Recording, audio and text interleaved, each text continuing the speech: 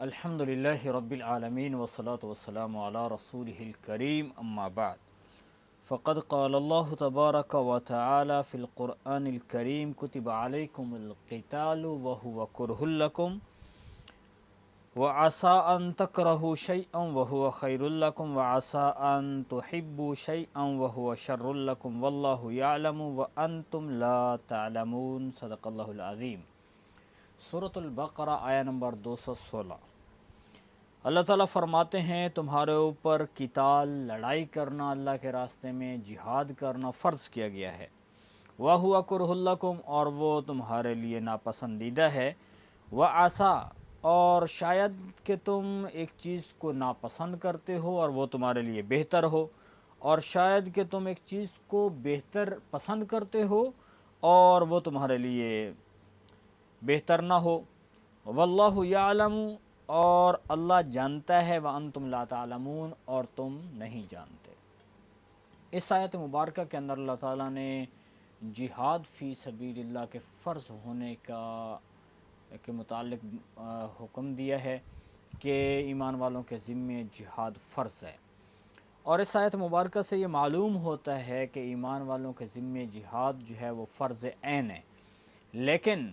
اور بہت ساری ایسی آیات مبارکہ ہیں اور احادیث مبارکہ ہیں جن سے پتہ چلتا ہے کہ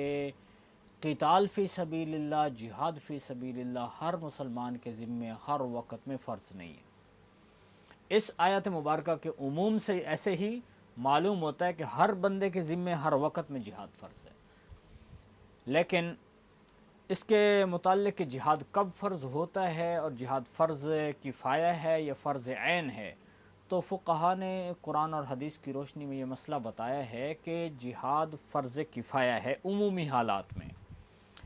اور اس کی دلیل قرآن کی دوسری آیات مبارکہ کو وہ پیش کرتے ہیں، جیسے کہ اللہ تعالیٰ فرماتے ہیں کہ فضل اللہ المجاہدین باموالہم وانفسہم علی القاعدین درجہ وکلا وعد اللہ الحسنی۔ تو یہ وہ آیت مبارکہ ہے جس کے اندر اللہ تعالیٰ فرماتے ہیں کہ اللہ تعالیٰ نے مجاہدین کو، جو اللہ کے راستے میں اپنا مال خرچ کرتے ہیں اور اپنی جان کا نذرانہ پیش کرتے ہیں، ان کو ایک خاص فضیلت عطا فرمائی ہے ان لوگوں پر کہ جو گھر میں بیٹھے ہوئے ہیں۔ لیکن ساتھ ہی فرمایا کلم وعد اللہ الحسنی، کہ اللہ کی ذات نے ہر ایک کے ساتھ بھلائی کا وعدہ کیا ہے، اور بھلائی سے مراد جنت ہے کہ آخرت میں ان کو جنت ملے گی۔ تو اس سے معلوم ہوتا ہے کہ اگر ہر ایمان والے کے ذمے جہاد فرض عین ہوتا تو پھر دوسرے وہ لوگ کہ جو جہاد کو چھوڑ کر گھر پہ بیٹھے ہوئے ہیں یا کسی اور دینی کام کے اندر مصروف ہیں، تو ان کے بارے میں اللہ تعالیٰ ان کے ساتھ وعدہ نہ فرماتے کہ ان کے ساتھ بھی بھلائی کا وعدہ ہے، حالانکہ دونوں کے ساتھ کیا گیا ہے۔ تو اس آیت مبارکہ سے معلوم ہوتا ہے کہ جہاد ہر وقت میں ہر مسلمان کے ذمے فرض عین نہیں ہے۔ اور دوسری حدیث مبارکہ بھی ہے، جیسے کہ حضرت نبی پاک صلی اللہ علیہ وسلم سے ہے، جو بخاری و مسلم کے اندر روایت ہے کہ ایک آدمی اللہ کے نبی کی خدمت میں حاضر ہوا، نوجوان، اور عرض کیا رسول اللہ میں اللہ کے راستے میں جہاد کے لیے جانا چاہتا ہوں۔ تو آپ صلی اللہ علیہ وسلم نے فرمایا کیا تمہارے ماں باپ زندہ ہیں؟ اس نے عرض کیا یا رسول اللہ زندہ ہیں۔ تو فرمایا جاؤ ان کی خدمت کرو اور جہاد کا ثواب حاصل کرو۔ تو اس حدیث مبارکہ سے بھی معلوم ہوتا ہے کہ جہاد فرض عین ہر وقت میں نہیں ہے۔ ہاں البتہ ایسی صورت ہو جاتی ہے کہ بعض صورتیں ایسی ہیں جس میں جہاد فرض عین ہو جاتا ہے ہر مسلمان کے ذمے، اور احادیث مبارکہ سے اتنا سا تو معلوم ہوتا ہے کہ جہاد ایک ایسی برکت والی چیز ہے جو مسلمانوں کے درمیان میں چلتی رہے گی۔ مسلمان اللہ کے راستے میں جہاد کرتے رہیں گے، جیسے کہ فرمایا الجہاد ماضٍ الی یوم القیامہ، کہ قیامت کے دن تک جہاد چلتا رہے گا۔ تو یعنی مطلب یہ ہے کہ مسلمانوں کی ایک جماعت جو اللہ کے راستے میں جہاد کرتی ہی رہے گی، یہ تو مستقل چلتا رہے گا۔ لیکن ہر مسلمان کے ذمے جہاد اس وقت فرض ہو جاتا ہے کہ جب نفیر عام کا حکم ہو، یعنی اگر امام المسلمین مثلا وقت کا خلیفہ ہے مسلمانوں کا، وہ اعلان کر دیتا ہے کہ چلو بھائی ابھی لڑنے کے لیے نکلو، تو اب جب امام المسلمین کی طرف سے اعلان ہو جائے گا تو پھر تو ہر مسلمان کے ذمے جہاد فرض ہو جائے گا، وہ نکلے اور اللہ کے راستے میں قتال کرے۔ اور عمومی حالت میں اور اس میں ایک اور چیز بھی ہے کہ جب ایسی صورت پیدا ہو جاتی ہے کہ مثلا مسلمان کسی علاقے میں موجود ہیں، ان کے اوپر آ کر کافر حملہ کر دیتے ہیں، اور وہ لوگ اتنی جماعت نہیں ہے کہ جو ان کو دفاع کر سکیں اور ان سے اپنے مال جان کی حفاظت کر سکیں، عزت آبرو کو بچا سکیں، تو پھر ان کے قریب علاقے کے جو مسلمان ہیں ان کے ذمے جہاد فرض ہو جائے گا۔ اگر وہ بھی اتنی طاقت نہیں رکھتے، وہ بھی ان کی مدد کرنے سے قاصر ہیں، ان کے پاس بھی اتنی طاقت نہیں ہے، تو پھر تمام مسلمان دنیا میں جہاں کہیں ہوں ان کے ذمے فرض ہو جاتا ہے کہ وہ نکلیں اور جا کر مسلمانوں کی مال جان اور عزت آبرو کی حفاظت کریں اور جہاد کریں اللہ کے راستے میں۔ یہ تو ان لوگوں کے لیے حکم ہے نفیر عام کا، لیکن عمومی حالات کے اندر جب جہاد جو ہے وہ اللہ کے راستے میں قتال کرنا جس کو ہم کہتے ہیں، وہ فرض کفایہ ہے۔ اور اسی لیے ایسے بندہ کہ جس نے کسی مسلمان کا قرضہ دینا ہے تو اس کے ذمہ ہوتا ہے کہ بھائی وہ جہاد میں جانے سے پہلے قرضہ ادا کرے۔ اب اگر جہاد جو ہے ہر مسلمان کے اوپر فرض ہو جاتا ہر وقت میں، تو پھر اس کو اللہ کے مقروض کو اللہ کے راستے میں وقتی تو اسی وقت نکلنے کی اجازت ہوتی۔ حالانکہ فرمایا گیا ہے کہ اگر اس نے قرضہ دینا ہے تو اس کو چاہیے کہ وہ رکا رہے، پہلے اپنا قرضہ ادا کرے، پھر اس کے بعد جہاد فی سبیل اللہ کرے۔ ہاں جب ایسے نفیر عام ہو جائے تو اس کے وقت اس کو اجازت ہے کہ وہ نکل کے اللہ کے راستے میں جا کر اس کو مقروض قرض کی پھر خیال کرنے کی ضرورت نہیں ہے۔ اور ایسے ہی جب اگر جہاد جب فرض کفایہ ہے تو ایسی صورت میں بچوں کے لیے ضروری ہے کہ اگر کوئی نوجوان اللہ کے راستے میں جا کے جہاد کرنا چاہتا ہے تو ماں باپ سے اس کو اجازت لینی چاہیے، بغیر ان کی اجازت کے نہیں نکل سکتا۔ تو بہرحال جہاد ایک برکت والی چیز ہے، مسلمانوں کو اپنے اندر جذبہ رکھنا چاہیے۔ اللہ کے نبی صلی اللہ علیہ وسلم نے فرمایا کہ ایک بندہ کہ جس نے نہ کبھی زندگی میں جہاد کیا اور نہ اس کے دل میں کبھی یہ بات پیدا ہوئی کہ میں بھی جہاد کروں، یعنی جب مجاہدین لڑ رہے تھے اور اس کو پتہ چلا اور اس کے دل میں اتنا بھی نہیں آیا کہ کاش کہ میں بھی اللہ کے راستے میں جہاد کرتا، یعنی اس کے اندر دل میں جذبہ ہی کبھی نہیں پیدا ہوا، تو وہ مر گیا، تو وہ نفاق تو منافق ہو کر مر گیا۔ وہ نفاق کی علامت اللہ کے نبی نے بتائی ہے، کیونکہ منافق جو ہے اس کی علامت یہی ہے کہ منافقین جو اللہ کے نبی صلی اللہ علیہ وسلم کے زمانے میں تھے وہ لوگ ایسے کرتے تھے کہ مسلمانوں کے ساتھ آ کر بیٹھ جاتے، جی ہم تمہارے ساتھ ہیں، پھر کافروں کے پاس بھاگ پہ پہنچ جاتے، جی تمہارے ساتھ ہیں، لڑائی کا ٹائم آتا تو نہ ان کے ساتھ نہ ان کے ساتھ، وہاں سے نکل جاتے۔ تو مطلب یہ ہے کہ یہ منافقین کی علامت ہے، اور اللہ کے راستے میں جہاد کرنا اتنی برکت کی چیز ہے کہ آپ صلی اللہ علیہ وسلم نے فرمایا کہ جس نے ایک دن کے لیے مجاہدین کا پہرا دیا، جہاد فی سبیل اللہ، اللہ کے راستے میں نکلے ہوئے لوگ جو ہیں ان کے اوپر پہرا دیا اس نے نکل کر، تو دنیا کے اندر جو کچھ ہے سب سے بہتر ہے۔ اب دنیا میں کتنے خزانے ہیں بھائی، ہم خود ہی اس کو دیکھ سکتے ہیں کہ سونا چاندی اور اس میں پیٹرول ڈیزل اور پتہ نہیں کتنی قیمتی قیمتی معدنیات ہیں جو دنیا میں پڑی ہوئی ہیں، جن کے ذخیرے ختم ہی نہیں ہوتے۔ آج تک لوگوں نے پتہ نہیں کروڑوں اربوں روپے سے بھی کہیں زیادہ نکال کے ان کو استعمال بھی کر لیا اور بھی نکالے جا رہے ہیں۔ تو کتنا دنیا کے اندر چیزیں پڑی ہیں جن کی قیمت کا اندازہ انسان لگا ہی نہیں سکتا۔ تو مطلب یہ کہ جو اللہ کے راستے میں نکلے ہوئے لوگوں کے اوپر پہرا دیتا ہے صرف ایک دن کے لیے، اس کو اتنا اجر ملنے والا ہے کہ مطلب یہ پوری دنیا جہان کی جتنی چیزیں ہیں ان کو اللہ کے نام پہ خرچ کر دیا جائے تو اس کو اتنا اجر نہیں ملنے والا۔ تو اس لیے میرے بھائی اور دوستو، جہاد بہت بڑا عظیم عمل ہے، اور اس آیت مبارکہ کے اندر اللہ تعالیٰ نے فرمایا کتب علیکم القتال، تمہارے اوپر جہاد فرض ہے۔ تو اس سے معلوم ہوتا ہے کہ جہاد فرض عین ہے، تو بہرحال ہر مسلمان پر ہر وقت میں نہیں ہے، لیکن جب حالات آ جائیں تو ایسی صورت میں سب مسلمانوں کے لیے نکلنا ضروری ہے۔ ہاں البتہ یہ اتنی بات آگے فرمائی وَهُوَ كُرْهُ لَكُمْ، کہ جہاد فی سبیل اللہ کے راستے میں نکلنا، وہاں جا کے جان کٹوانا، اپنا مال لگانا مسلمانوں کے لیے تھوڑا سا مشکل ہوتا ہے، لیکن ساتھ ہی فرمایا کہ بہت ساری ہو سکتا ہے کہ تم ایک چیز کو ناپسند کر رہے ہو کہ میں ابھی جاؤں اللہ کے راستے میں میری جو ہے وہ گردن کٹ جائے گی، بندے کی طبیعت کے اوپر ایسے اس کو بوجھ محسوس ہوتا ہے، ایک چیز کو بندہ ناپسند کر رہا ہوتا ہے، لیکن اللہ کی ذات فرماتے ہیں ہو سکتا ہے اس میں خیر ہو، اللہ نے اس میں خیر رکھی تمہیں تو پتہ ہی نہیں ہے۔ تو مطلب یہ کہ جو اللہ کے راستے میں نکلا گردن کٹائی اس نے تو نفع کا کام کیا، اس نے تو اپنی جان بچا لی یوں کہیں، کیونکہ جب جو مجاہد جو ہے اللہ کے راستے میں جاتا ہے اور اپنے اس کی گردن پہ تلوار چلتی ہے، اس کو گولی لگتی ہے، اس کے خون کا قطرہ زمین پہ نہیں جاتا کہ اس سے پہلے اس کو بخشش ہو جاتی ہے، جنت کا سرٹیفکیٹ مل جاتا ہے۔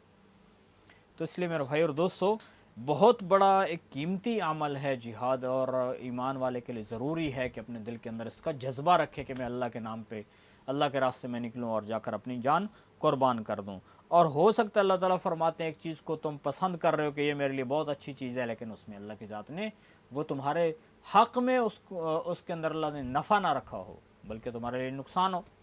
اس کا تو اللہ کی ذات کو ہی پتہ ہے۔ تو بہرحال جہاد فی سبیل اللہ ایمان والوں کو کرنا چاہیے۔ تو اگلی آیت مبارکہ میں فرمایا یسألونک عن الشہر الحرام قتال فی قل قتال فیہ کبیر وصد عن سبیل اللہ وکفر بہ والمسجد الحرام واخراج اہلہ منہ اکبر عند اللہ والفتنة اکبر من القتل ولا یزالون یقاتلونکم حتی یردوکم عن دینکم ان استطاعوا ومن یرتد منکم عن دینہ فیمت وہو کافر فاولئک حبطت اعمالہم حبطت اعمالہم فی الدنیا والآخرہ واولئک اصحاب النار ہم فیہا خالدون۔ آیا نمبر 217۔ اللہ تعالیٰ فرماتے ہیں یسألونک، وہ آپ سے سوال کرتے ہیں حرمت والے مہینوں میں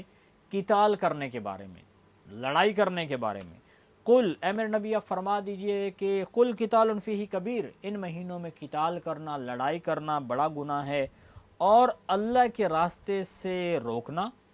اور اللہ کی ذات کا انکار کرنا یعنی کفر کرنا، والمسجد الحرام، اور مسجد حرام سے لوگوں کو روکنا، واخراج اہل منہ، اور لوگوں کو مسجد حرام سے نکالنا، وہاں پہ جو لوگ رہنے والے ہیں ان کو وہاں سے نکالنا، یہ اکبر عند اللہ، یہ اس سے بھی بڑا گناہ ہے، والفتنۃ اکبر من القتل، اور فتنہ قتل سے بڑا گناہ ہے، ولا یزالون، اور ہمیشہ وہ لوگ تم سے لڑائی کرتے رہیں گے یہاں تک کہ وہ تم کو دین سے ہٹا دیں، یہاں ان استطاعوا، اگر وہ تم پہ قابو پالیں، اگر وہ قابو پالیں کہ تو تم کو دین سے ہٹا دیں گے وہ لوگ، وَمَن يَرْتَدِدْ مِنْكُمْ، اور جو شخص تم میں سے دین سے پھر گیا تو پھر جاتا فَيَمُتْ، پھر اسی کے اوپر مر گیا، وَهُوَ کافر، اس حال میں کہ وہ کفر کی حالت میں تھا، تو فَأُولَئِكَ حَبِطَتْ أَعْمَالُهُمْ، تو یہی وہ لوگ ہیں کہ جن کے اعمال دنیا آخرت میں ختم ہو گئے، ضائع ہو گئے، اور یہی وہ لوگ ہیں جو جہنم میں جائیں گے، ہم فیہا خالدون، اس میں ہمیشہ رہیں گے۔ تو چونکہ جہاد کا تذکرہ کیا گیا ہے کہ مسلمانوں کے اوپر جہاد فرض ہے، تو ساتھ ہی اگلی آیت مبارکہ جو ہے اس کے شان نزول ہم پہلے اس کو دیکھتے ہیں۔ تو شان نزول ایسے ہے اس آیت مبارکہ کہ بعض صحابہ کرام رضوان اللہ علیہ مجمعین کہ اللہ کے نبی نے تشکیل فرمائی، اللہ کے راستے میں نکلے ہوئے تھے، اور اچانک سے وہ جو ہے راستے میں کفار کے ساتھ لڑائی ہو گئی، اور یہ ٹائم تھا جمادی ثانی کا آخری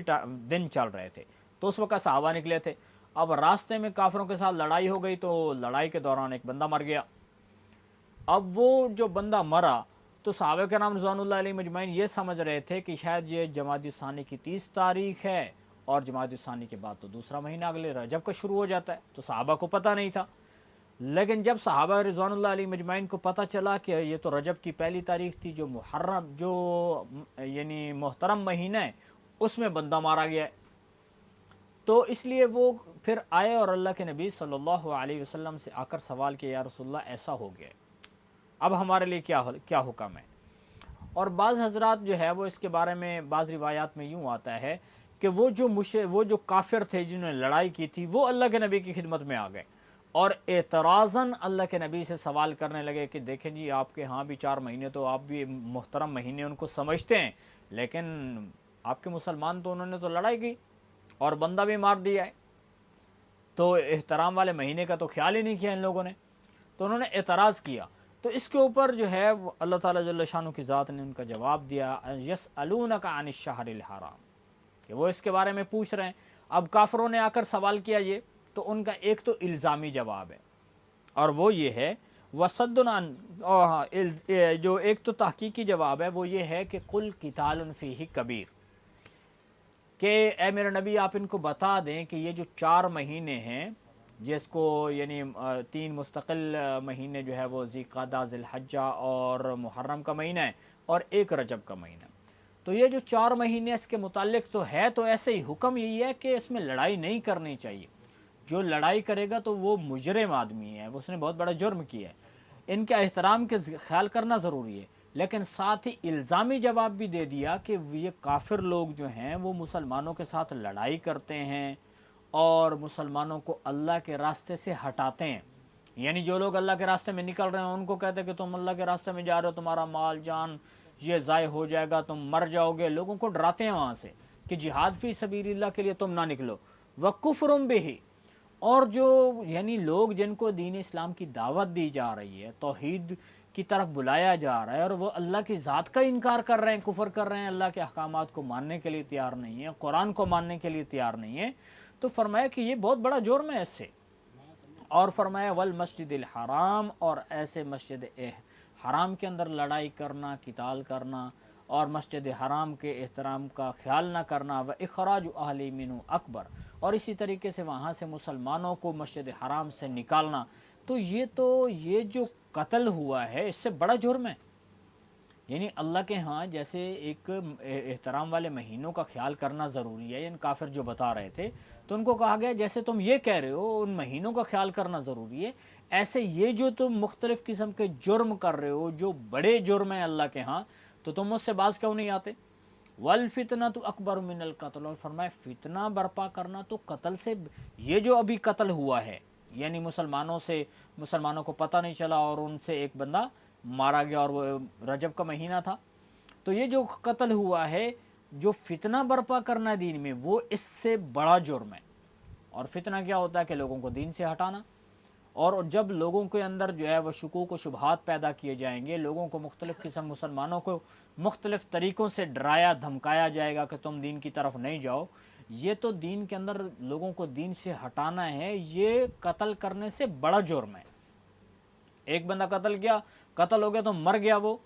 تو اس کی وجہ سے جو مسلمانوں سے اچانک مسلمانوں نے جان بوجھ کے اس کو قتل نہیں کیا، یعنی انہوں نے اس حال میں قتل نہیں کیا کہ ان کو پتہ تھا کہ رجب کا مہینہ ہے، وہ تو ان سے اچانک سے ہو گیا۔ تو اور یہ کام کرنا کہ جان بوجھ کے لوگوں کو جو ہے وہ دین سے ہٹانا، اور جس کی وجہ سے لوگ جو ہے وہ دین سے متنفر ہوں اور اللہ اور اس کے رسول کے احکامات سے ہٹیں اور ہمیشہ کے لیے جہنم کا ایندھن بن جائیں، یہ بڑا جرم ہے، تو اس سے ان کو بچنا چاہیے۔ اور فرمایا وَلَا يَزَالُونَ يُقَاتِلُونَكُمْ حَتَّى يَرُدُّوكُمْ عَنْ دِينِكُمْ،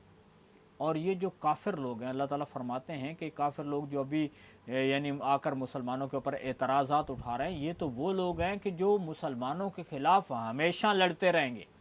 یعنی ان کا بس جلے تو یہ مسلمانوں کے ساتھ لڑتے رہیں اور ان کے اوپر قابو پا لیں، تو پھر ان کو بالکل ہی دین سے ہٹا دیں، مرتد کر دیں ان کو۔ اور وہ جو کافر ہیں وہ تو چاہتے ہی ہیں کہ مسلمان جو ہیں وہ نہ تو دین کے اوپر قائم رہیں، نہ دین کے احکامات کو مانیں، ان کی دنیا آخرت برباد ہو جائے، ان کا تو مقصد ہی یہی ہے۔ تو ساتھ ہی فرمایا کہ یہ وہ لوگ ہیں کہ جو یہی چاہتے ہیں وَلَا يَزَالُونَ يُقَاتِلُونَكُمْ حَتَّى يَرُدُّوكُمْ عَنْ دِينِكُمْ، تم کو دین سے ہٹا دیں۔ وَمَن يَرْتَدِدْ مِنْكُمْ، اور ساتھ ہی فرمایا کہ جو دین سے ہٹ جائے گا۔ اب مرتد کے احکامات کے بارے میں بات ہو رہی ہے کہ جو مرتد ہو گیا، اب ایک بندہ مسلمان ہوا ہے یا مسلمان تھا، اب کفار نے اس کو کوئی لالچ دی، کفار نے اس کے دماغ میں کوئی شکوک و شبہات ڈالے، اس کو مختلف قسم کے اس کے دماغ میں اعتراضات ڈالے اور وہ دین سے ہٹ گیا۔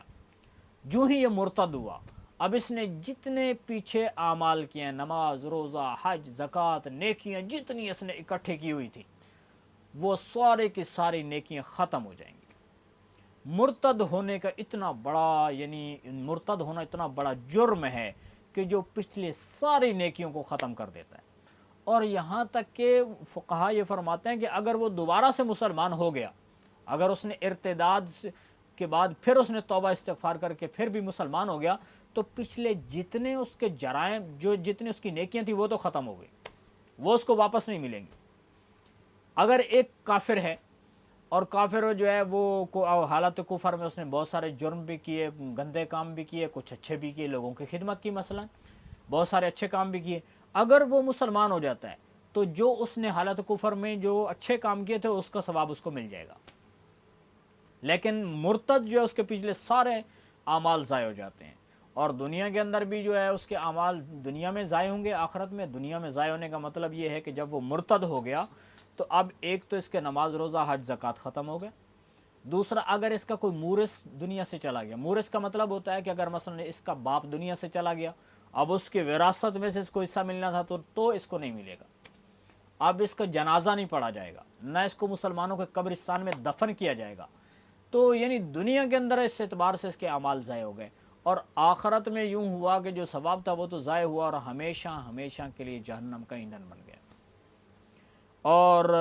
یہ تو اس کا یعنی وہ ہے کہ جو مرتد ہو جاتا ہے بندہ، اس کا یہی انجام ہے، جب اس نے دنیا میں مرتد ہوتا ہے تو اس کا نکاح بھی ختم ہو جاتا ہے، اب اس کا تعلق جو ہے وہ اپنی بیوی سے ختم ہے، اس کے باقی جتنے اعمال تھے وہ سارے ضائع ہو گئے۔ تو اس لیے اللہ تعالیٰ سے اس کی پناہ مانگنی چاہیے، اور جو ارتداد کا شکار ہوتا ہے وہ ہمیشہ ہمیشہ کے لیے جہنم میں چلا جاتا ہے۔ اب ایسے ہی اگر مرتد جو ہے وہ حالت یعنی اپنے اس سے توبہ نہیں کرتا ہے، ارتداد سے یعنی مرتد جو ہوا اب وہ اس سے واپس نہیں آتا اسلام کی طرف، تو حکم اسلامی حکومت ہو تو ان کے ذمے ہے کہ وہ اس کو قتل کر دیں۔ اگر عورت ہے تو اس کو جیل میں ڈالیں گے، اسی میں پڑی رہے، وہاں سے نکل ہی نہ پائے، زندگی بھر کے لیے اس کو باہر نہ نکالیں، یہ ان کے لیے حکم ہے دنیا کے اندر۔ تو مرتد ہونا اتنا بڑا جرم ہے، ارتداد۔ ان الذین آمنوا والذین ہاجروا وجاہدوا فی سبیل اللہ اولئک یرجون رحمت اللہ واللہ غفور الرحیم، اور فرمایا بے شک وہ لوگ جو ایمان لائے اور جن لوگوں نے اللہ کے راستے میں ہجرت کی، وجاہدوا اور جہاد فی سبیل اللہ کیا، تو یہ وہ لوگ ہیں کہ جو اللہ کی رحمت کے امیدوار ہیں۔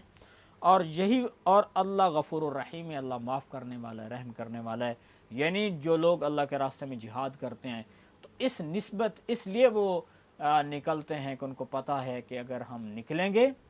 تو اللہ کی مدد ہمارے ساتھ ہوگی، ہم اللہ کے نام پہ کٹ جائیں گے تو اللہ کی رحمت ہمارے